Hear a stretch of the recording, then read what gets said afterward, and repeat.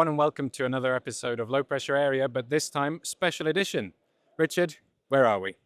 So we're at Airspace World this week, and that's in Lisbon, Portugal. Lovely day in May, very warm outside, but lovely inside here, and great to see the show, Everything Aviation.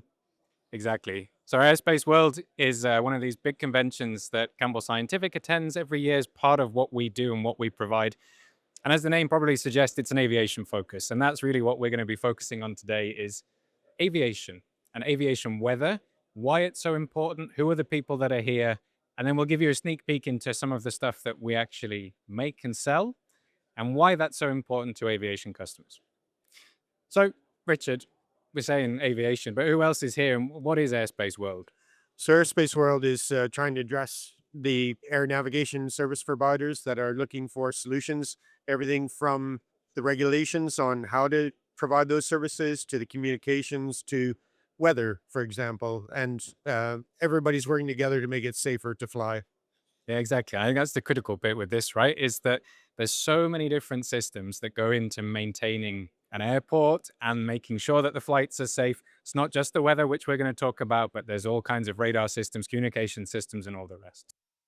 So we'll start, for example, there's a few companies here doing weather providing and instrumentation or software. On our booth, for example, we have this type of instrument which will measure cloud height, which is really important together with visibility and present weather, which we'll show you in just a minute. But with those two parameters, what you can actually allow is better and safer flight regulations because it allows planes to come in to land in very poor conditions. So low cloud or very low visibilities without having to worry about the situation.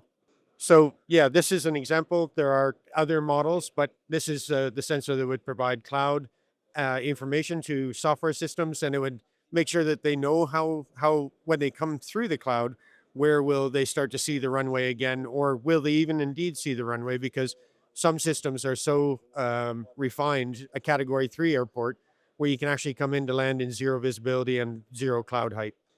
So apologies if there's people moving through the screen, but we're live at a trade show, so you'll appreciate that it's a challenging environment.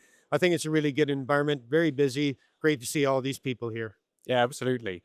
And for those of you that aren't watching, we should maybe describe what this ceilometer looks like as well, because it's Yeah. funny to say that at some shows people have used this as a bin because it's essentially kind of a rectangular shaped cube with a hole in the top with a lens that you can look down into, and this is shooting a laser beam, right? If I'm not mistaken, Yes, Richard, yes, up into the cloud and measuring correct. the different Yeah. cloud heights there. Interestingly, on this though, so cloud heights, cloud layers. I'm sure many of you have been on a plane before where the pilot will have come on and said, "We need you to turn all of your electronic equipment off now," and they don't tell you why. And often this could be because they're doing an automated landing because the cloud level is so low that they can't see the runway until they're 100 meters away from it. That's why this sort of stuff is super important, is to understand how thick is the cloud, how far down does it go, and as Richard said, when do you actually start seeing the runway, and how do you make a safe landing? Very true. So if we go over to the other sensors here, this might be a bit challenging. So appreciate those that are watching along and not just listening. So we also have systems like you see here, and it's not necessarily at the correct height. Every airport or every country might have a different height where they install some of these sensors, but you would typically have a tower like this, and usually it is painted red and white for safety. It would be something called frangible, so it could break if it's needed to, and there was an incident on the airfield. But this would have a visibility and a present weather, as well as background luminance sensor.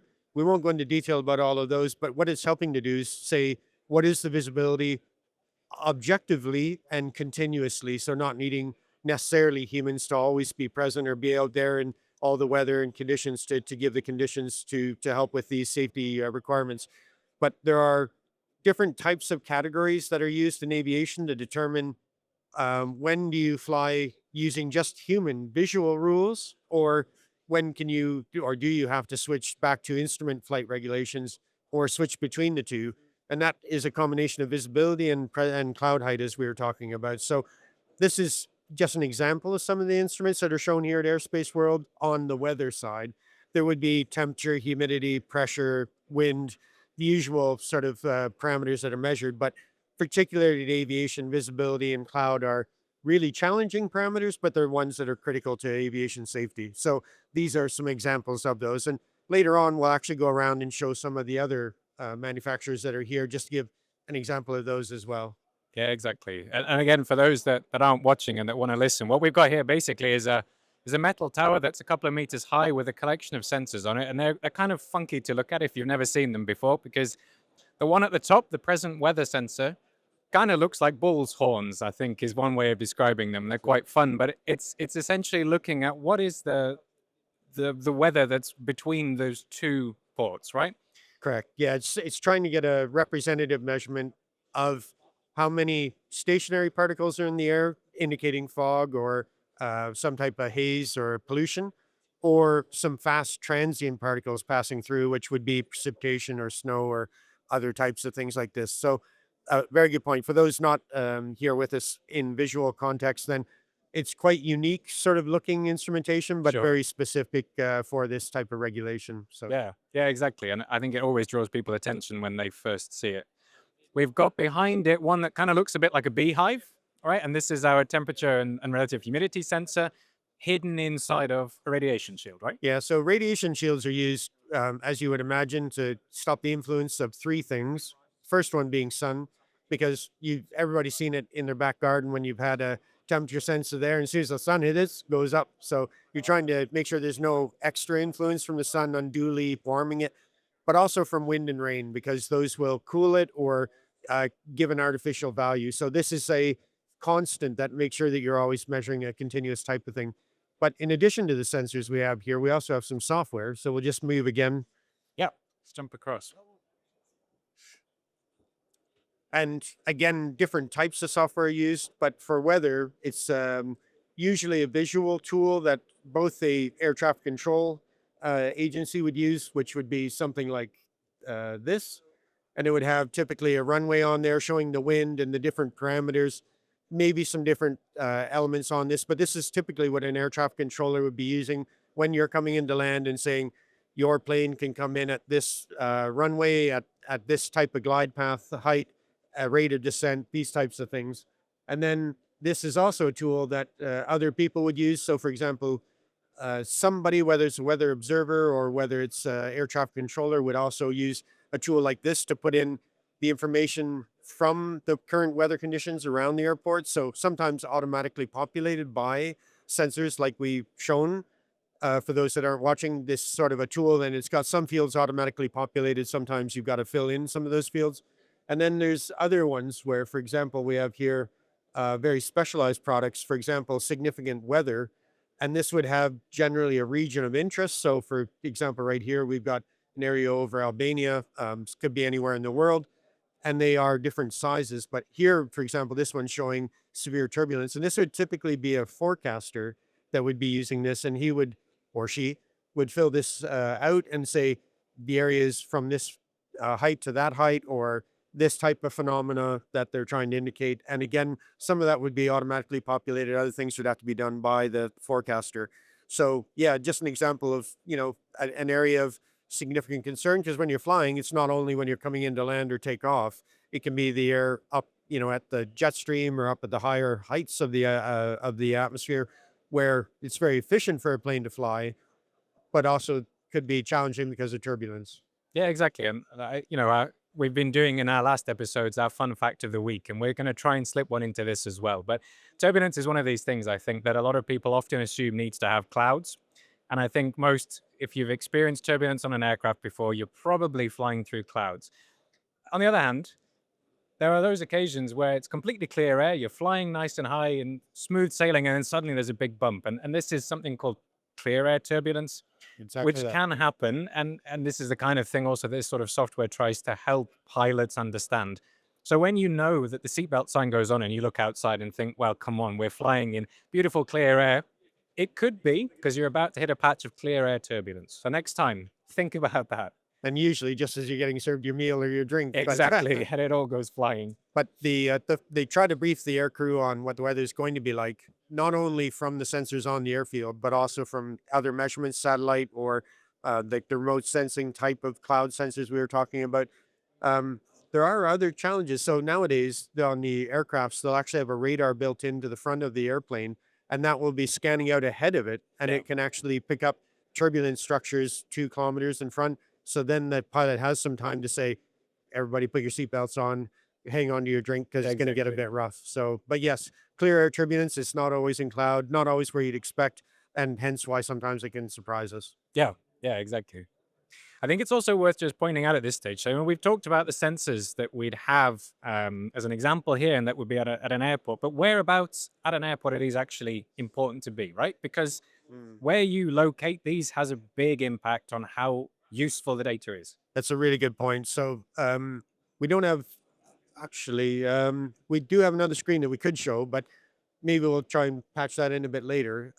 Typically, they're mounted on sort of very close to a runway, usually at one end or both ends or each end as well as in the middle. So it Yeah. depends on, again, how critical the conditions are that that particular airport can allow pilots to come in. So if it's generally an airport where maybe instead of a jet engine, it's just got a prop type of general aviation user. That might not even have any instrumentation. Okay. So it could just be visual flight rules only Yeah. and good weather conditions, basically. Or you can have the other extreme, like somewhere like Heathrow or Need here in Lisbon, where it would be a category 3 type of Yeah. runway.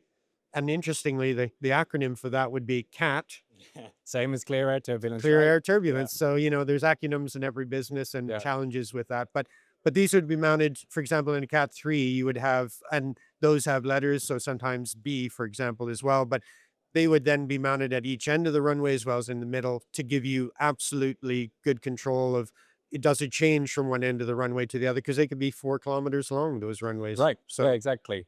Big distances. And oftentimes now, if you've got a window seat and you look out the window when you're taking off or landing, you'll probably spot some red and white striped towers with some funny looking equipment on it. And now hopefully you can think about, actually, I have an idea what that might be and what its importance is. yeah, send us some pictures if you Yeah, do, and we can exactly. try and point out that in a future episode. So yeah, that's the instrumentation side of things. Some of the weather manufacturers will go around and show you a bit later, and maybe give you a glimpse of some of the regulatory bodies as well. We're continuing our tour around Airspace World and we're heading to the booth here for the ICAO, which stands for, as you can see if you're watching the video, Yes. International Civil Aviation Organization. Or in another language, if we go around the front, I think it might actually Have say it it in there. French as So well, maybe. And the question, of course, is here: why are we at this booth?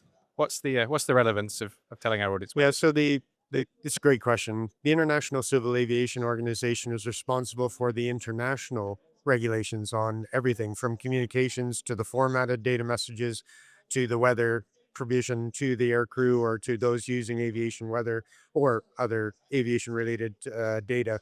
So it's a usually a recommendation rather than a you must always do this, but they are definitely the primary source of all of the regulations for weather in our particular case, and of course for any other aviation sort of data that's provided to aviation users. There are regional ones as well, and we'll maybe head there next.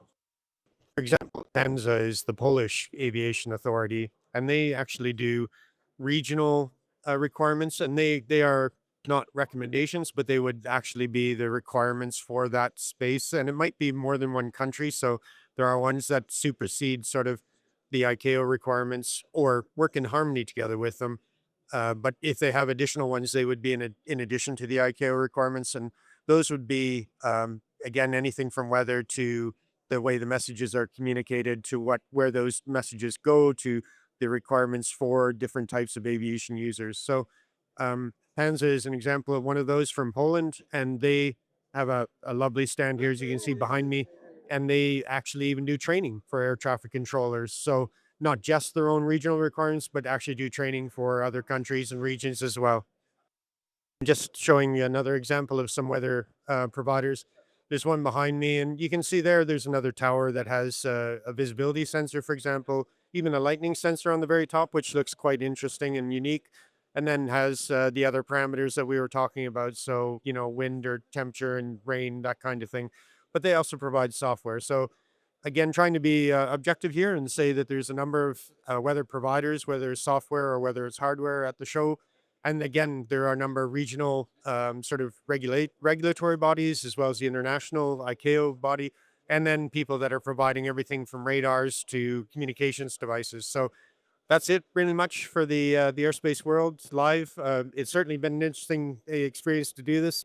Yeah, thanks, Richard. And I say, hopefully, you've had a chance to learn something here, a little bit more about the actual applications of some of these different measurements and why they're so important to different industries. Because we've previously spoken about what all these different parameters are, why they're interesting, but now to actually see how they affect us, I think is even more interesting. So thanks again for following along with us. Hope it's been an interesting one. As ever, send us your comments, questions, pictures, and we look forward to seeing you in the next episode. And yeah, you keep looking up into the sky.